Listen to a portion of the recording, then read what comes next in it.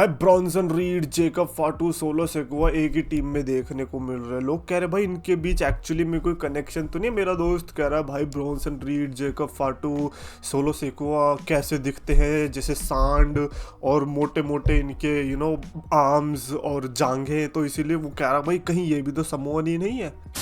तो guys, जो मैं चैंपियंस ऑफ द वर्ल्ड में 3DX Chetan, the best wrestling creator on this subcontinent with the best wrestling audience is looking at probably the best Raw logo या बॉ लोगो कहना चाहिए।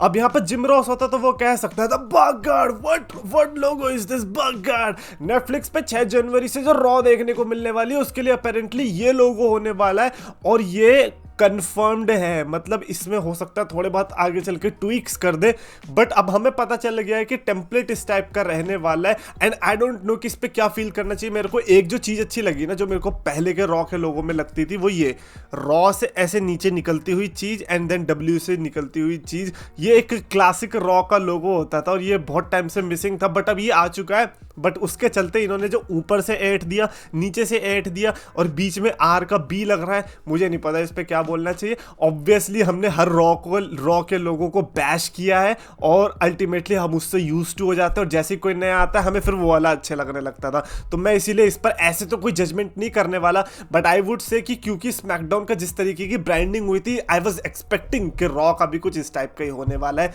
काफी लोग इसके अगेंस्ट में है कि भाई ये क्या है। मेरा ये मानना है कि भाई रॉ का लोगो कैसा भी हो, अगर इन्होंने पहले 2 शो अच्छे दे दिए ना, ये लोगो सिनोनिमस हो जाएगा उसी चीज से। भाई 2016 के रॉ के लोगों को अभी भी लोग वो क्यों बोलते हैं कि भाई क्लासिक, इसीलिए बिकॉज उस टाइम पे रॉ अच्छी हो गई थी थोड़े टाइम के लिए। बहरहाल अभी तो कितना 1.5 महीना बचा हुआ है इस चीज को आने के लिए। और हुआ क्या, ये कैसे रिवील हुआ, वेल आपको पता ही होगा। कल बहुत बड़ी चीज हुई थी, नेटफ्लिक्स पे आया था Mike Tyson versus Jake Paul. Don't worry, मैं उसके बारे में बात भी नहीं करने वाला। बोरिंग था, मतलब अगर आपको सोना था तो आप वो आराम से देख सकते थे, आपको बड़ी मस्त नींद आती। तीसरे चौथे राउंड के बाद तो भाई साहब 5-6 किलोमीटर तेज की रफ्तार से आप खर्राटे मार रहे होते। लेकिन मैं उसके बारे में बात नहीं कर रहा, मैं बात करने वाला उससे जो चीज हमें पता चली WWE से रिलेटेड कि भैया क्या WWE की भी ऐसी सर्विस होने वाली है। क्योंकि लोग पागल हो गए थे, पागल कि भैया क्या है, जैसे वो पंच मारने जाए बफरिंग।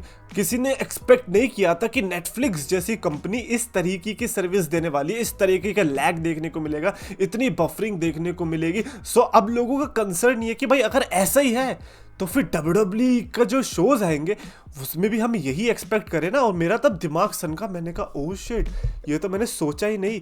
क्योंकि अब तक जो मैं रॉ देख रहा था, अगर मेरे लिए लैग हो रही थी तो वो इसीलिए हो रही थी क्योंकि मैं पहली बात तो पायरेटेड साइट पे देख रहा हूँ, इंटरनेट पे देख रहा हूँ। ओरिजिनली तो वो टीवी पे आ रही है और जब टीवी पे आती है तो टीवी पे तो कोई लैग आने का सवाल ही नहीं उठता। लेकिन अब वो आ ही सिर्फ इंटरनेट पे रही है, यानी कि अगर लैग होके कुछ कट गया तो वो कट गया, फिर आने का कोई उसके चांस लग नहीं रहे मेरे को। सो मेरे को समझ में नहीं आ रहा कि यहाँ पे क्या फील करना चाहिए।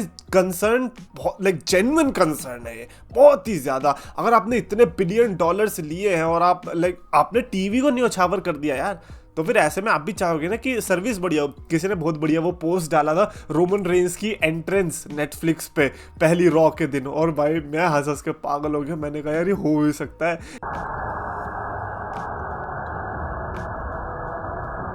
कोई पता चले हर कोई 1080 करने की कोशिश कर रहा है, वो दिखा 144p में ही रहा है जबरदस्ती। अरे यार क्या होगा भाई नेटफ्लिक्स में। भाई गेम चेंजर शो होने वाला है वो। अच्छा, गेम चेंज करने के लिए कल की स्मैकडाउन में हमें शिंसुके नाकामुरा भी देखने को मिला। एले नाइट को जिस तरीके से उसने निकाला ना, मैं बहुत खुश हुआ पहली बात तो, क्योंकि एले नाइट की जो राइवलरी चल रही थी पहली बात तो अंड्रादे और कार्मेलो से, मैं बहुत चाह रहा था प्लीज निकल जा। जैसे ही निकला वो सांतोस एस्कोबार पे आया, मैंने कहा नहीं भाई एले नाइट प्लीज यार, भगवान के लिए छोड़ दो यार इन सब लोगों को, इनका नहीं होने वाला कुछ भी। आप अपना टाइटल रेंज सुधारो यार, आप 40s में आ चुके हो, अपने 40s मतलब बहुत ही ज्यादा क्लोज है। एंड तभी मेरा मसीहा आता है, मेरा जापानी नाकामुरा शिंसुके, और उसके आने के बाद मैं खुश हो गया। और ऊपर से जो ब्लैक आउटफिट में आया पूरा, वो क्या बोलते हैं इसको, समुराई का आउटफिट बोलेंगे। और मुंह पे भी, मुंह मतलब सही से दिखा तो नहीं बट इतना पता चल गया था, स्कार्स काफी थे है ना, टैटू वैटू लग रहे थे। And I was hyped. मैं कह रहा हूँ भाई नाकामुरा और एले नाइट की ऐसी राइवलरी कर दो ना कि भाई यूनाइटेड स्टेट्स टाइटल में मजा आए, मैं सामने से उठ के बोलूं कि हाँ भाई लोगन पॉल का टाइटल रेन से बेटर है एले नाइट का ये वाला टाइटल रेन। और इस राइवलरी में वो पोटेंशियल है। लास्ट वाला जो हील टर्न या फिर हील रन रहा शिंसुके नाकामुरा का, वो तो फेलियर था। सेथ रॉलिंस के साथ जब राइवलरी चल रही थी वो तो फेलियर था, लेकिन अब एक रिडेम्पशन है। अब ये फाइनल चांस भी मैं इसको कह सकता हूँ। मेरे को पता था कि डब्ल्यूडब्ल्यूई नाकामुरा पे चांस तो लेगी, क्योंकि जापान की जो मार्केट है वो डब्ल्यूडब्ल्यूई की बड़ी मार्केट है भाई, और जापान की रेसलिंग रिच हिस्ट्री है। कोई इंडिया, लोग कहते हैं ना कि अबे भाई इंडिया वाले को तो निकाल दिया तो जापान को भी तो निकाल ही सकते हैं। भाई इंडिया से कोई रेसलिंग का नाता नहीं है, उनको इंडिया से भी कोई फर्क नहीं पड़ता, लेकिन जापान से पड़ता है भाई। जापान रेसलिंग में रिच है भाई, तो ऐसे में आप जापानीज टैलेंट को ऐसे ही नहीं फेंक सकते। तो इसीलिए अब देख लो ना, अकीरा टोजावा भी कहाँ निकला हुआ है ना अभी भी वो डब्ल्यूडब्ल्यूई के अंदर। कैसे भी यूज हो रहा हो वो अलग बात है, बट वो फिर भी रखते हैं।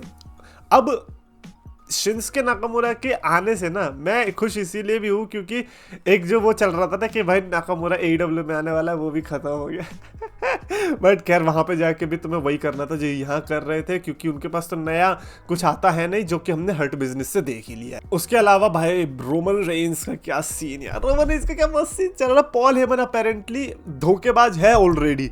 मतलब जब पॉल हेमन, पहली बात तो लॉजिक नहीं बन रहा है, बट फिर भी चलो मान लेते हैं, क्योंकि काफी लोग कह रहे हैं कि भाई पॉल हेमन का जो फोन था ना वो टूट गया था। जब याद है सोलो सिकोआ ने डिस्ट्रॉय किया था पॉल हेमन को, तो उसमें पॉल हेमन का फोन पहले तोड़ा था। तो जब वो फोन तोड़ा था तो इसीलिए रोमन रेंस का फोन नहीं लग रहा था। और किसी ने फिर ये भी पॉइंट आउट किया, एक याद होगा आपका रॉ के एपिसोड के दौरान, जिसमें उसने रोमन रेंस के लिए भी फोन रख रखा था और एक रॉक के लिए भी फोन रख रखा था।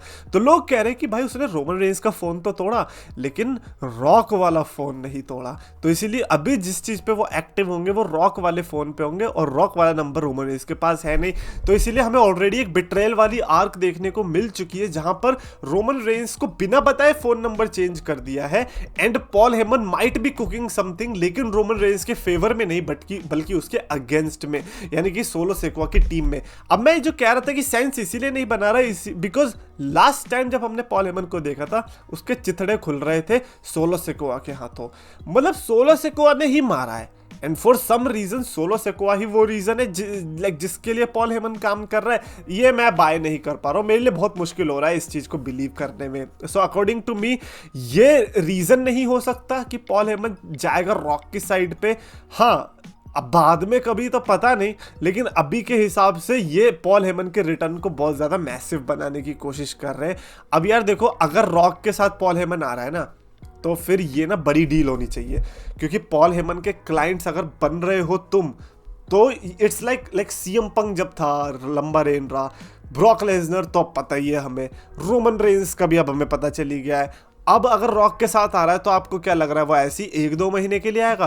तो अगर रॉक भी कमिटेड है कि भाई हाँ मैं लंबा थोड़ा टेन्योर देने वाला हूँ, तो ही उसको पॉल हेमन का साथ देना चाहिए। Otherwise Paul Heyman should stick with Roman Reigns.